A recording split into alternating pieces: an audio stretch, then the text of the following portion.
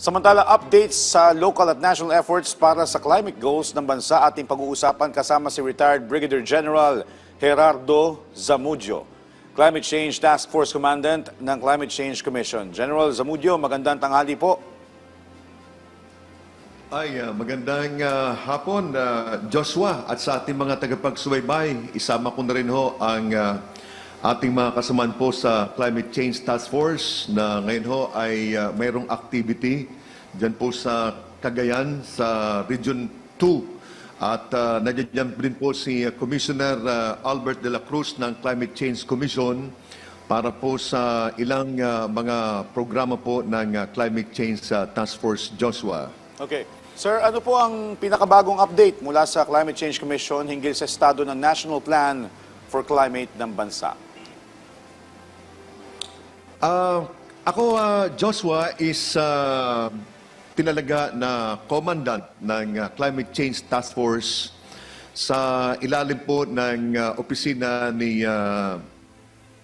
Commissioner Albert de la Cruz. At yung task force ay na-create primarily para maging partner ho ng ating iba't ibang mga government agency, particularly ho ang ating local government na mga unit para sa pagpapatupad ho ng mga batas na kinakailangan ay ating ipatupad na. Kasi yan ho yung findings na marami ho sa mga batas na, about 10 yan eh. May mga Clean Air Act, Clean Water Act, yung tungkol sa solid waste management. Basta marami mga batas yan. Ang nakakalungkot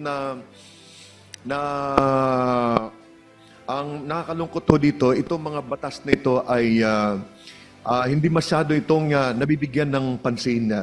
So, dahil po sa ang nakikitang findings ay yung ating mga LGU ay kulang sa technical na expertise, yung climate data, yung mga trained na personnel para sila po yung maghahanda ng local climate change action plan. Kasi batas na ho yan na lahat ng mga LGU ay dapat mayroon silang local climate change action plan.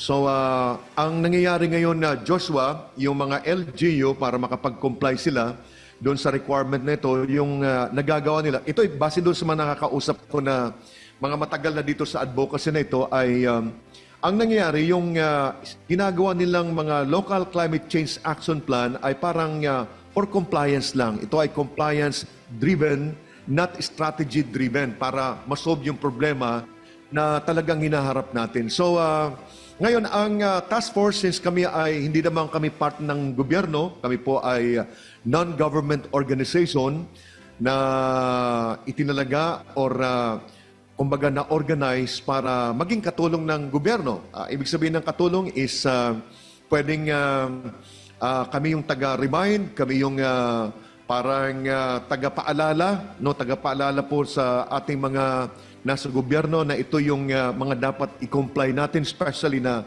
tayo po ay signatory ho sa Paris Agreement, sa Kyoto Protocol, yung ating United Nations Framework Convention on Climate Change. So, itong mga nakalagay ho doon ay meron tayong kinakailangan na i-comply doon.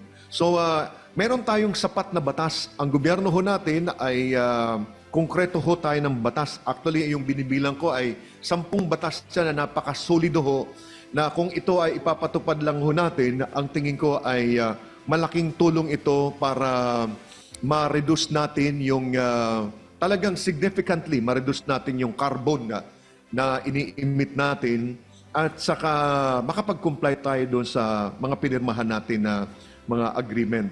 So, kami ngayon ay focus, Joshua, sa pagpapalakas ng aming task force. So, nasa recruitment kami ngayon kasi ako naman ay na-designate lang noong October last year. So, sa ngayon ay na-organize na namin yung sa headquarters namin, parang sa military din. Mayroong personnel, intel, may operations, may logistics, may plans, and so on and so forth. And then ngayon ay tapos na rin yung mga regional directors namin, identified na namin sila, mayroon na kami designated, nakapaglagay na rin silang staff hanggang probinsya, and ngayon ang kinukumpleto namin yung municipal level. Because once magawin Joshua, malaking tulong ito para maging magandang partner kami, malakas na partner ng ating mga local officials, Joshua. Okay. Sir, nabanggit mo kanina na sapat yung ating batas, itong 10 konkretong batas na meron tayo hinggil sa climate change.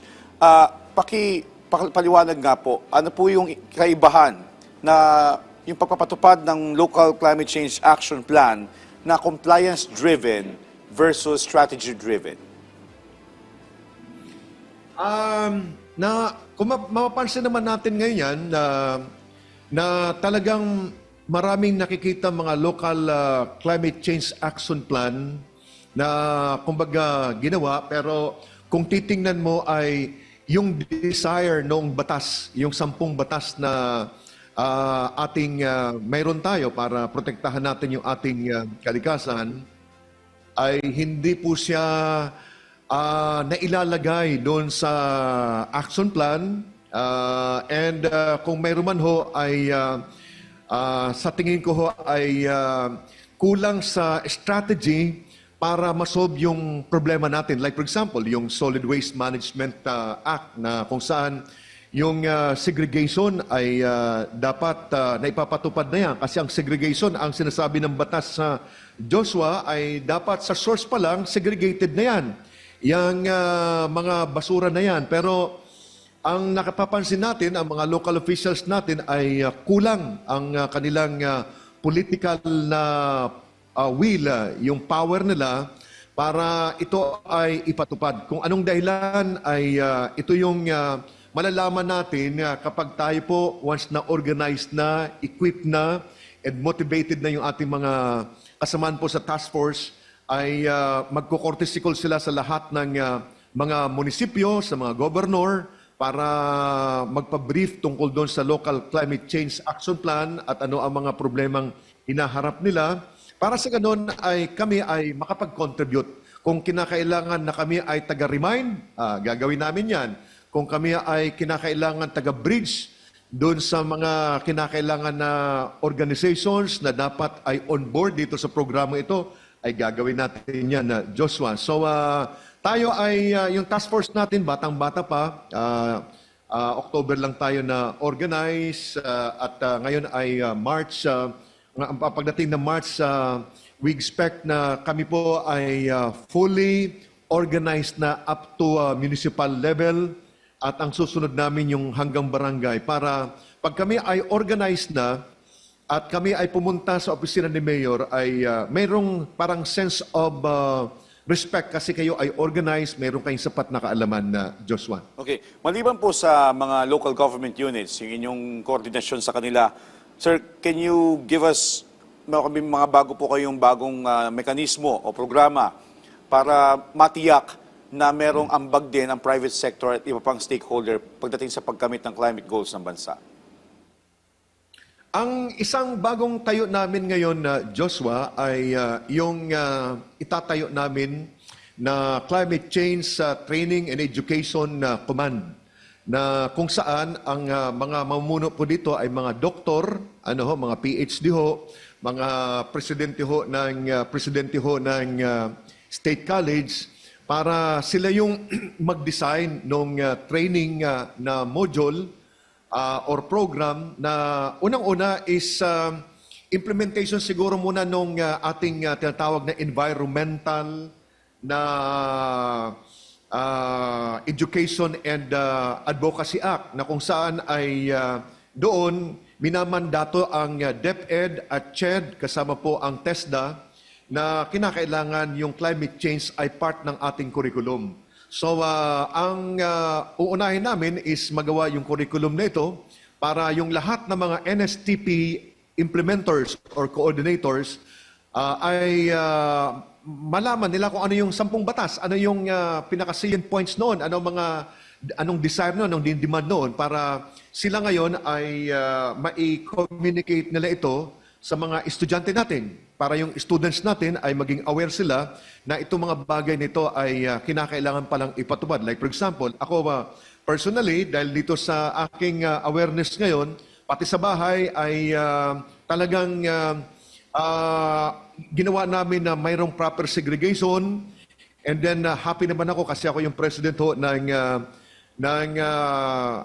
nung isang subdivision namin, yung sa St. Vincent, at nagkasundo yung mga directors ko na ipatupad namin yung total na segregation na kung saan yung mga nabubulok ay dapat talaga gawing fertilizer at yung mga non-biodegradable ay i-determine anong po pwedeng ibenta noon para ito yung malaking tulong. Ibig sabihin, mismo yung mga task force members ang magsisimula sa bahay nila dahil aware sila at saka doon sa community ginagalawan nila at sila ngayon ang mag-advocate sa mga nasa gobyerno na kung nagawa namin to sa aming community, baka pwedeng gawin natin to sa iba pang community, Joshua.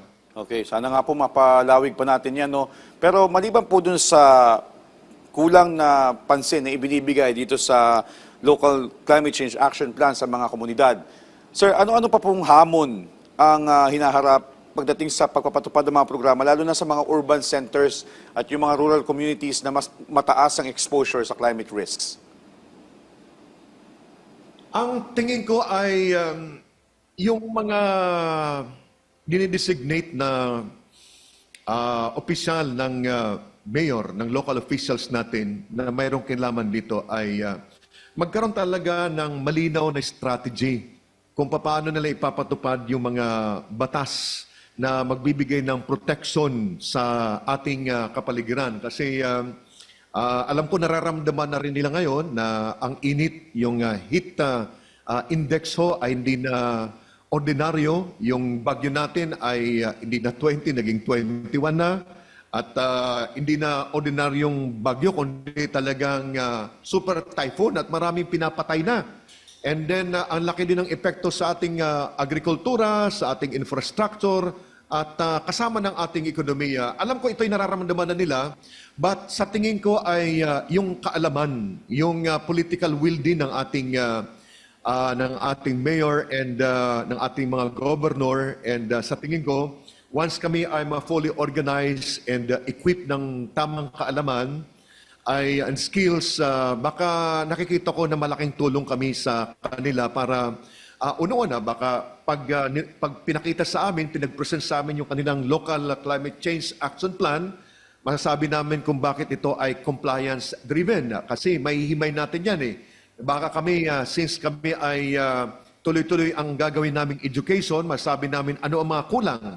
At pwede masabi rin namin na dito sa 10 batas, alin dito ang wala doon sa kanilang local climate change action plan. So, in that way, ay doon kami pwedeng makatulong sa kanila. At saka baka ngayon, kung makakita mo, ang dami ng mga technology, marami ng mga talagang available na ang lahat na pwedeng gamitin para masundan natin yung mga desire, yung sinasabi ng ating batas. Kasi sa ngayon, Joshua, ang problema, like for example, sa Renewable Energy, pagpapatupad ng batas ng Renewable Energy Act, di ba? Yung ang malaking problema dito, yung mabagal na process ng pagbibigay ng permit, yung integration nung mga napoproduce natin doon sa grid ay limited, may kinakailangan pang ayusin. Yung policy ay tingin ko ay ang iba, ang pananaw ay uncertain pa rin ito at ito ang malaking epekto para sa mga investors na sila po ay pumasok sa ganitong klaseng mga programa. At saka yung tuloy-tuloy na pagiging dependent natin doon sa coal and yung in energy mix, Joshua.